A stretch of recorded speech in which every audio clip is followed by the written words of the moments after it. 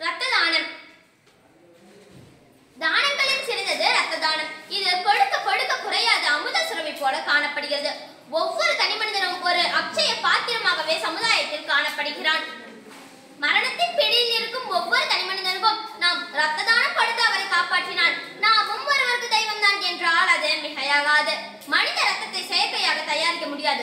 ஆனால் ஜாதி, மதம், இனம், சமயம், மொழி, பணக்காரர், ஏழை என்ற வேறுபாடு இன்றி யாவருக்கும் தேவைப்படலாம்.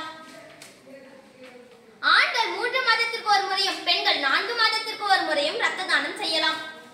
மனித நேயத்தை வளர்க்க இயற்கை உருவாக்கியுள்ள ஒரு வழிமுறையே இரத்த தானம் ஆகும். நாம் இரத்த தானம் செய்யும் பொழுது நமது உடலில் இருந்து 1 யூனிட் அதாவது 300 மில்லிலிட்டர் ரத்தம் மட்டுமே எடுக்கப்படுகிறது. இரத்த தானம் செய்ய 20 நிமிடங்கள் மட்டுமே போதும். இரத்த தானம் செய்த 30 நிமிடங்களுக்கு பிறகு நமது அன்றாட வேலைகளை செய்யலாம்.